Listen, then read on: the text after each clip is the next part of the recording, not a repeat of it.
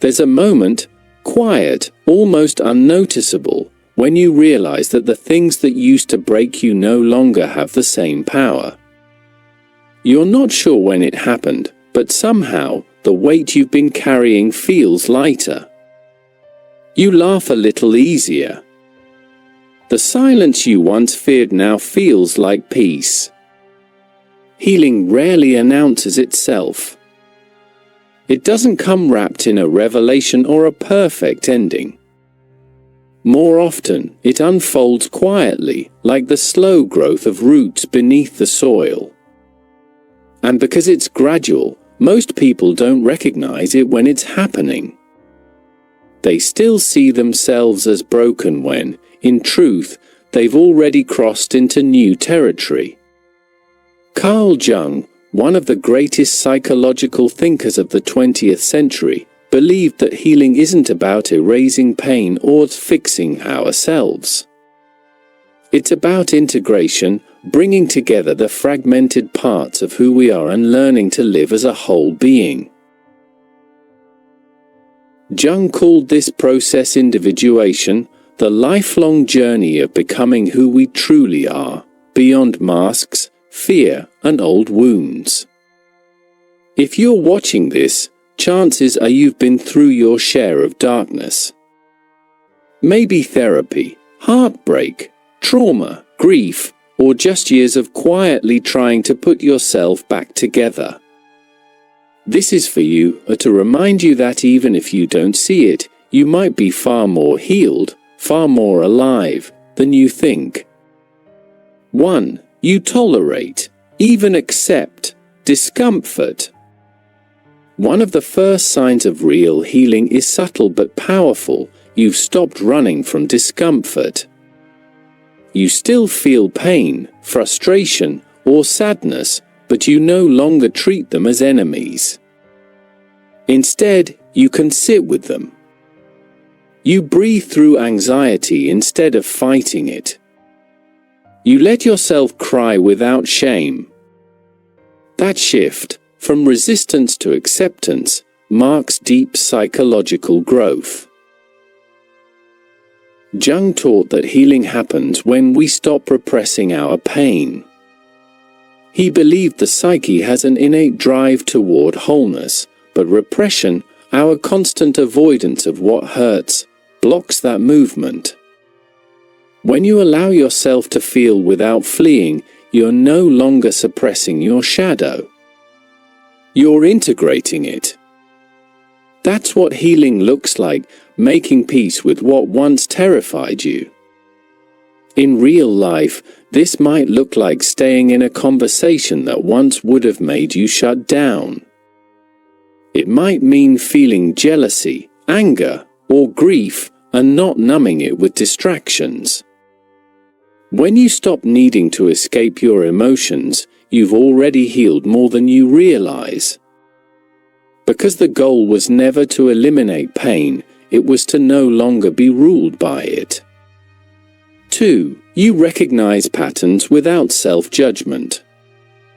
Healing doesn't mean you've stopped repeating old patterns, it means you notice them faster and judge yourself less when they appear. Maybe you still overthink after conflict. Maybe you still fear rejection or withdraw under stress. But now you catch it. You see it happening in real time, and instead of spiraling, you pause and say, there it is again. That pause is consciousness, Jung's definition of progress. Jung said, until you make the unconscious conscious, it will direct your life and you will call it fate. When you start seeing your own behaviors clearly, you're no longer being unconsciously driven by them. You've begun turning the light inward.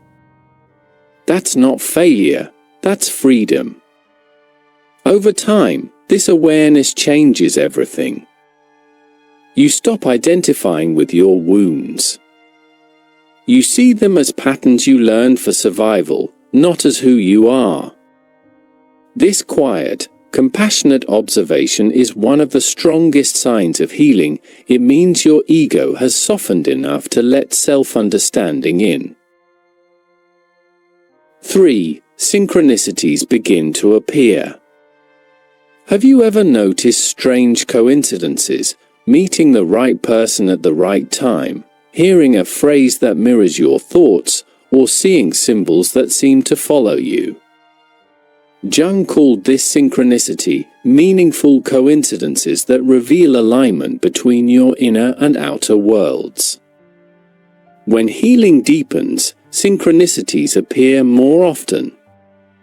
Not because the universe suddenly starts performing tricks for you, but because your awareness has expanded.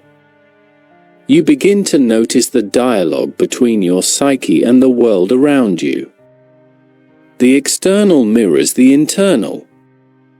Jung believed this happens when the conscious and unconscious start to cooperate instead of compete. These moments can feel magical, but they're also evidence of integration. You're more tuned in, more connected to life's rhythm. You're not lost in chaos, you're aligned with meaning. Jung would say, the self is making itself known through experience. That's a profound form of healing. 4. Your dreams shift from nightmares to messages. Dreams are the language of the unconscious. When you're in distress, your dreams often mirror chaos, running, falling, being chased. But as healing takes root, dreams evolve. You start remembering them vividly. They feel symbolic, rich, sometimes even comforting. You might encounter mentors, animals, or archetypes that seem to guide you. Jung viewed dreams as direct expressions of the psyche's effort to balance itself. A recurring nightmare of drowning might shift into a dream of swimming through deep water. That's not random, it's your psyche showing progress. It's saying, you no longer need to be afraid. Paying attention to these dreams is a way to witness your own healing. Jung often had patients keep dream journals, because what we can't articulate consciously, our psyche will still find a way to say. The day you wake up from a dream that feels like closure instead of chaos, you'll know healing has been happening quietly in your sleep. 5. You create more freely, without fear of judgment. Once you begin to heal, creativity starts flowing again. Not necessarily in grand artistic ways, it might be cooking with joy, redecorating your space, writing in a journal, or dancing in your living room. Creativity is how the unconscious communicates with the conscious. It's an act of integration. Jung called this process active imagination, the act of engaging with your inner world through expression. When you draw, write, or make something without overthinking, you're letting the psyche speak in its natural language, symbol, color, sound. And when that happens, energy that was once trapped in repression begins to move again. If you notice you're creating without centering yourself, that's healing. It means you no longer fear your own expression. The same inner critic that once silenced you has softened. You're not striving for perfection, you're simply letting yourself exist, and that's a radical act of recovery. 6. You speak to yourself with compassion, not contempt. At some point, you stop being your own enemy. The inner voice that once said, "You're not enough," starts to sound more like, "You did your best." It's not because life got easier, it's because you learned how to mother yourself, to protect the wounded parts instead of punishing them. Jung saw this as the reconciliation of opposites. The harsh, critical side of the psyche softens as it meets compassion. When the ego no longer wages war against the shadow, healing accelerates. You stop splitting yourself into good and bad. You start to see your story with empathy. You'll know you're healing when mistakes don't trigger self-hatred, but curiosity. When you say, "What do I need right now?"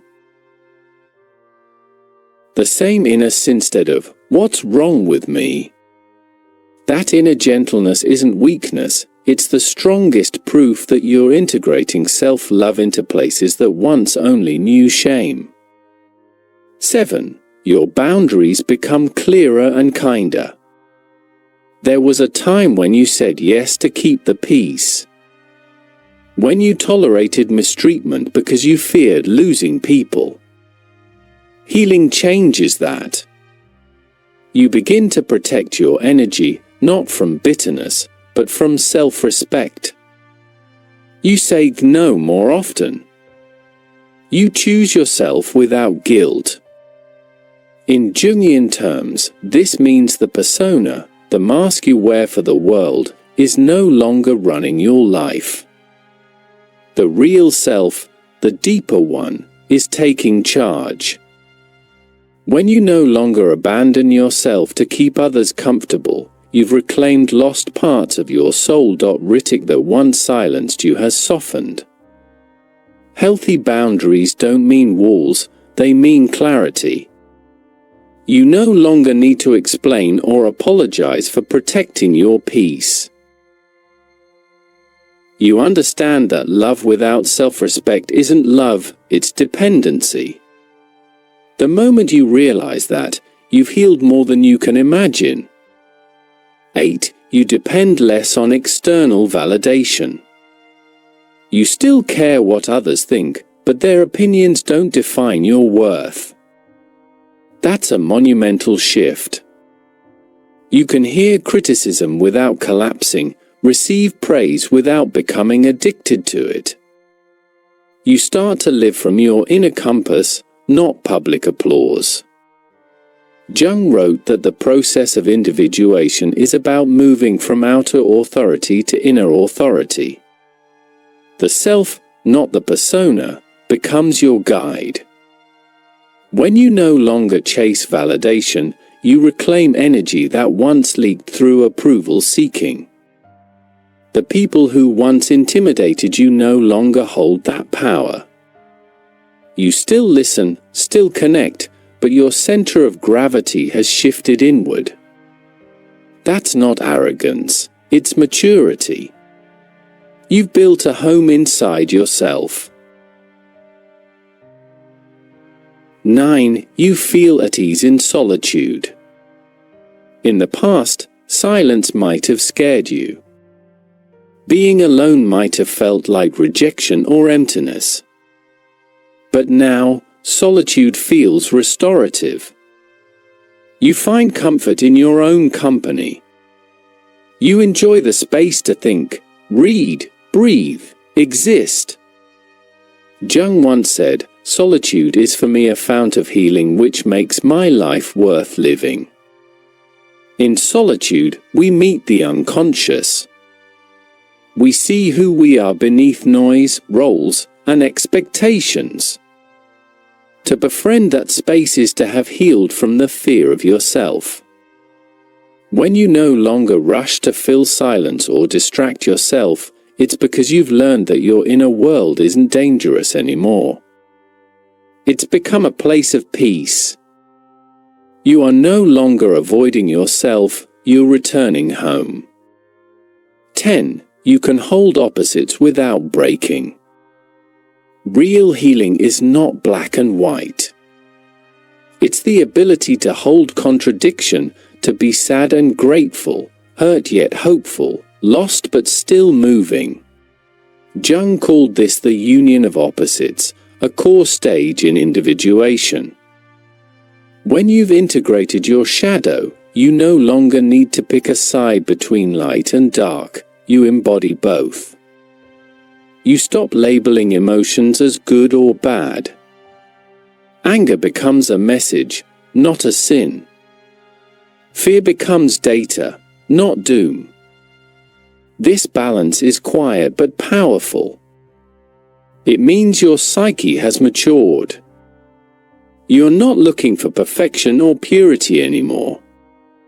You understand that to be whole is to contain everything, and that realization changes how you live, love, and forgive. 11. You feel genuine empathy without losing yourself. Before healing, empathy often meant overextension. You felt others' pain so deeply that you forgot your own. But after healing, empathy transforms. You still feel deeply, but you don't drown.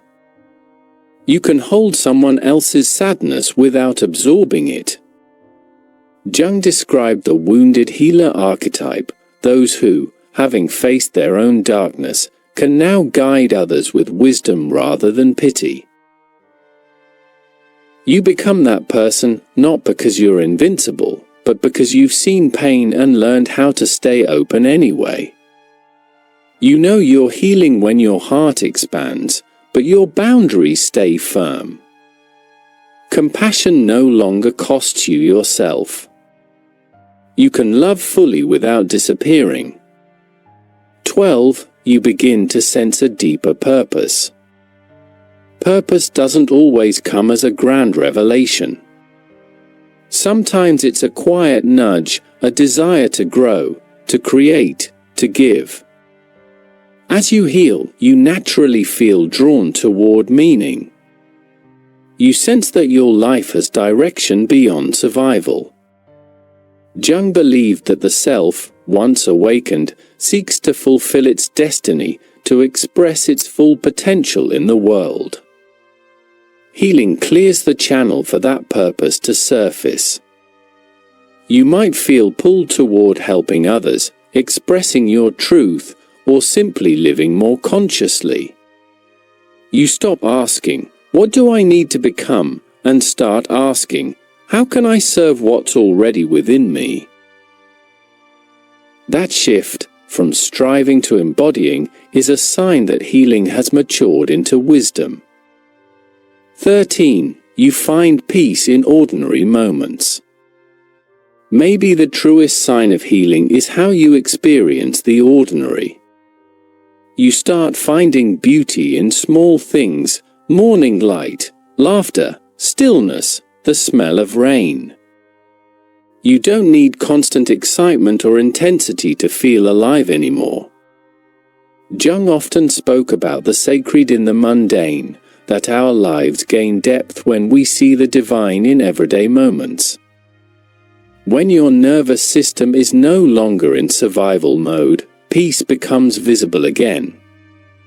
You can finally rest. Healing, then, isn't about becoming someone new, it's about remembering who you were before the world taught you to be afraid. And when you reach that place of quiet appreciation, you'll realize you've healed more than you ever gave yourself credit for. Conclusion. Healing is not a finish line. It's a rhythm, a dance between light and shadow, chaos and calm. And if you've recognized even a few of these signs, you've already made extraordinary progress. Carl Jung taught that the goal of life is not perfection, but wholeness. Wholeness means you can hold your pain without collapsing, your past without shame, your future without fear. You can live as yourself, no longer fragmented, no longer pretending. So the next time you doubt how far you've come, remember, the fact that you can recognize your growth at all means you're already living from your healed self. You don't need to see the full picture. You just need to trust that your roots are deeper now, and your soul, quietly, patiently, has already been doing the work.